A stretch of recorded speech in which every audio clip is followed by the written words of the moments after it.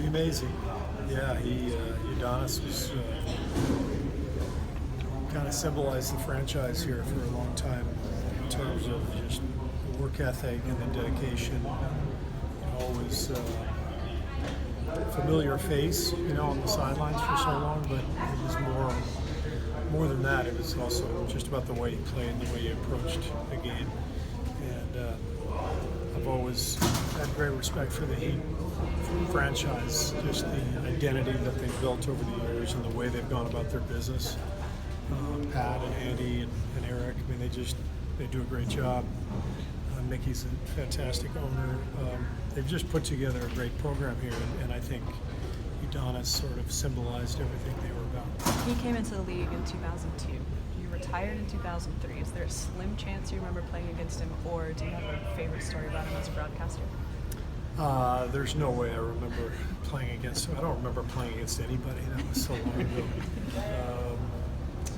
I think as a broadcaster, I did a lot of games here during the LeBron years, conference finals games, and just getting to know Eric and David Fizdale, in our coaches' meetings, and seeing the team and up close, more than just one game. When you're here for a whole series, you really get to know a team better and get a feel for them, and so you can sense the respect that the team and the organization had for Udonis, and you felt his importance to the group much more so than you did just if you came in for one game. Steve, the fact that he hasn't had really an encore role in like 3 years, yet they keep him here and they fight him to keep him here every summer. Does that send a message that inside that room they still need him? Like he is still the caretaker, if you will, of this culture, pretty much. Does that I think so. I think the message is that continuity really matters. And one of the things I respect about the Heat is that no matter what kind of season they have, they're going to play their ass off. I remember we played them 2 or 3 years ago in Oakland. They were about 12 and 25. They played us right down to the wire. We had a great team, and they played hard every possession. And I told the media, I said, this is a hell of a team, and everybody kind of snickered. And then Miami won like 20 of their next 25 games, and I think they missed out on the playoffs like on the last day of the season. And but every time, and I've told Eric this, every time we play Miami, I know it's a fight because there's a competitive identity here that exists. And to me, that's why Udonis is here, to maintain that legacy. Eric heard what you said this morning about the Heat. You passed on similar sentiments about you. Have you heard from a lot of coaches who are trying to maybe empathize a little bit with what you are going through this year? Have you heard from usually in this business you kind of stay in touch with your close friends. So the guys that I'm close with, I've maintained contact with, and you get the occasional text or phone call, hang in there type stuff. But I've learned from a lot of great mentors, and I've had a front row seat for a lot of great coaches, and so that's why doing all those TV games over the years for TNT helped me quite a bit, and Eric was one of the guys I just was drawn to. I could see the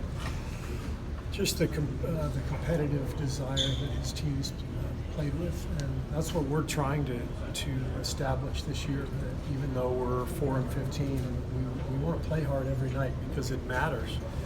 It has to matter. Otherwise, what are you about? And so, I'm proud of how hard we're playing. We've only had 1 or 2 games where we kind of got blown out. Every other game has been really close and fighting, and we're getting better. And that's how it has to be. Steve, you obviously have a couple of elite players who just aren't healthy. But if you and Eric, either in Vegas this summer or a coaching meeting in September, did you all talk about life after a transformational team? Was that a conversation that you guys might have had this summer? No, we have not had that conversation. I was in China with Pop and Team USA, and so I didn't even get to the coaches' meetings this summer. And so I haven't really communicated much with Eric. But we talked a last year a couple times about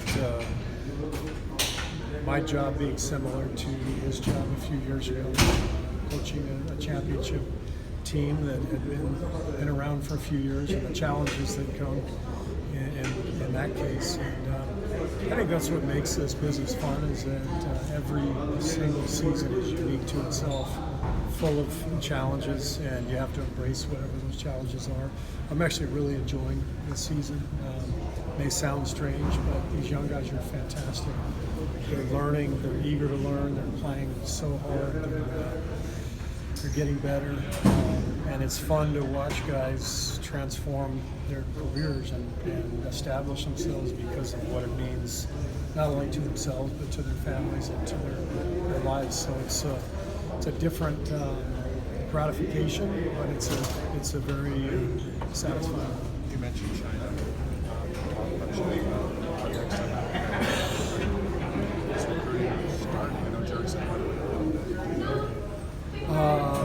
things happening? Yeah, I don't think. I think behind the scenes, with Jerry and Sean Ford, I think there's always things happening, but nothing as far as the guys on the staff, like players, myself. We haven't been given any orders to recruit players for next summer. Steve, Kendrick Nunn is somebody that you guys know. What have you thought about his start of the season? Well, I'm just really excited for him. He's toiled away in the G League the last couple of years. He obviously did really well. And Miami was smart, to pick him up at the end of last year and give him his opportunity. And he's made the most of it. He's killing it out there. So happy for him. I know you kind of, I don't know if you turned on the film with Draymond that year, he's kind of taken it, but how Draymond has always been our most vocal player during film sessions, but this year especially, and I will sometimes just ask him to comment on a play so that the players can hear it from him, and sometimes he'll have an observation that I would not have seen. So it's much more powerful for the players to hear from a fellow player, from a teammate, especially one like Draymond, who's won Defensive Player of the Year, and hear his opinion than it is to hear the coach's voice over and over again. So every film session he's chipping in. You got an example of anything you've seen maybe recently that helped you or helped one of the young guys? It's all detail.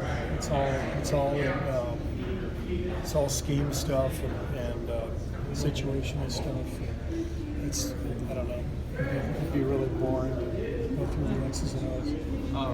Like Spellman was talking before, that's a little eye-opening. He's a guy that's been long-term left and kind of with that type of defense. How are you seeing that, particularly with the younger big, seeing a player get up and basically talk about it? Well, Spellman is probably the best pupil for Draymond because he's going to have to learn how to play the four defensively. He's playing the four for us now and doing a good job offensively, scoring, rebounding. He's starting to show his talent, but he's used to guarding fives, and it's so different now. Tonight's a good example. One thing to guard Bam, it's a totally different thing to guard Kelly or Leonard. So if you have to guard both those guys in the same quarter, you have two totally different jobs. Draymond would slide back and forth with no problem, and he knows exactly what he's doing. But Eric doesn't know. I'm sorry, Amari doesn't know yet. So Draymond's got to help him through that. We've got to help him through that, and that's part of what this season is about. As we win all these games and we get all this experience. Steve, is Pascal's game surprised you at all, or during his early development? I think it's always surprising when a second-round pick just puts up numbers like this. But we knew right away how athletic and big and strong he was. This is a case of just taking advantage of his opportunity and shooting the ball better than people expected, better than we expected. He's had some good shooting games from three. He's been up and down, but he's powerful. good moves out there, and he fits the modern game. He can just guard anybody out on the floor. So, good young player. We're lucky to have him.